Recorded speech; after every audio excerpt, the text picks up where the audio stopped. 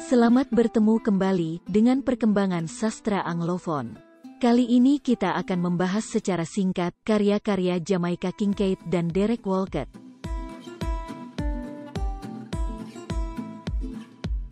Girl adalah sebuah karya sastra yang diciptakan oleh Jamaica Kincaid, seorang sastrawan yang berasal dari Antigua, sebuah wilayah yang berada di Karibia. Girl terdiri dari satu kalimat nasihat yang diberikan seorang ibu kepada putrinya. Di tengah-tengah nasihat tersebut, si gadis menyela dua kali untuk mengajukan pertanyaan atau membela diri. Di sini, sosok ibu bermaksud memberi nasihat untuk membantu putrinya sekaligus memarahinya. Kincaid menggunakan titik koma untuk memisahkan teguran dan kata-kata bijak. Terdapat pula beberapa pengulangan atau repetisi, terutama untuk memperingatkan putrinya agar tidak menjadi wanita murahan. Karena berupa nasihat, maka kita tidak akan menemui plot di dalamnya. Karya ini begitu unik karena di satu sisi ia bisa disebut sebuah sajak. Tapi di sisi lain karya ini mirip prosa. Dalam karya ini, sosok ibu memberikan banyak nasihat praktis dan bermanfaat yang akan membantu putrinya mengelola rumahnya sendiri suatu hari nanti. Dia memberitahu putrinya bagaimana melakukan pekerjaan rumah tangga seperti mencuci, menjahit, menyetrika, memasak, menata meja, menyapu, dan mencuci. Sang ibu juga memberitahu gadis itu bagaimana melakukan hal-hal lain yang perlu dia ketahui, termasuk cara membuat obat-obatan herbal dan menangkap ikan.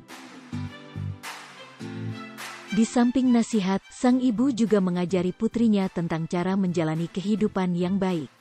Bagaimana cara berperilaku dengan seorang lelaki yang akan mendampinginya kelak. Dia menasehati bahwa dalam sebuah hubungan, pria dan wanita terkadang saling menggertak. Dia juga mengatakan bahwa sebagian hubungan tersebut ada yang berhasil, dan ada pula beberapa yang tidak. Sang ibu juga memberitahu gadis itu bagaimana berperilaku dalam berbagai situasi, termasuk cara berbicara dengan orang yang tidak disukainya.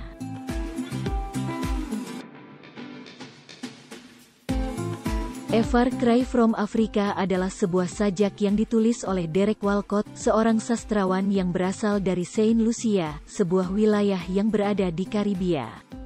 Ia pernah dianugerahi hadiah Nobel bidang sastra pada tahun 1992. Sajak ini berfokus pada ketegangan rasial dan budaya yang timbul dari pendudukan kolonial di benua Afrika. A Far Cry from Africa, yang diterbitkan pada tahun 1962, mengeksplorasi sejarah pemberontakan tertentu di Kenya, yang diduduki oleh Inggris pada tahun 1950-an.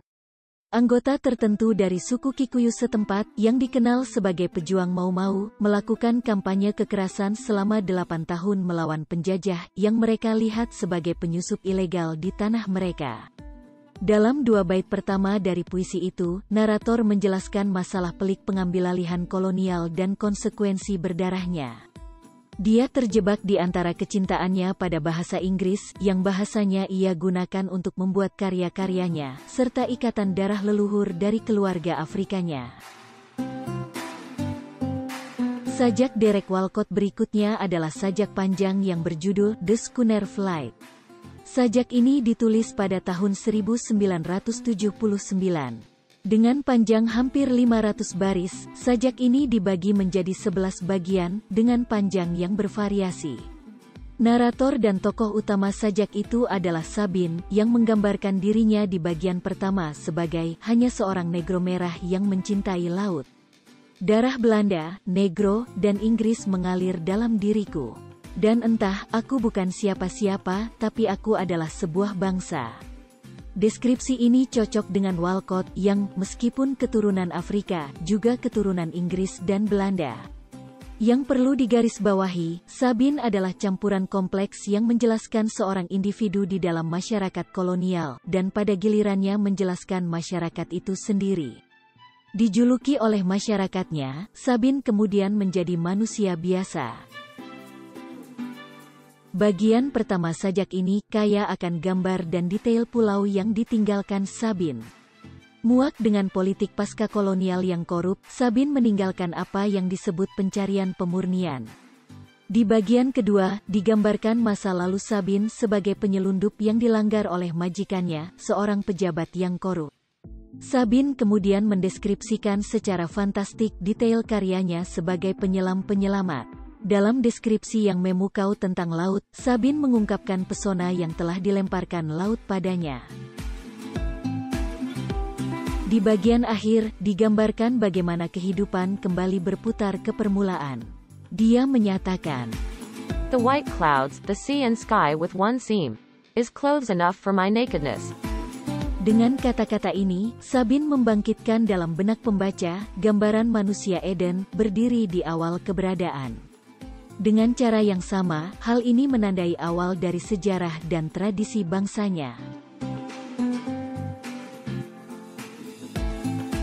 Sekian penjelasan kali ini. Mudah-mudahan bermanfaat. Sampai jumpa, dan terima kasih.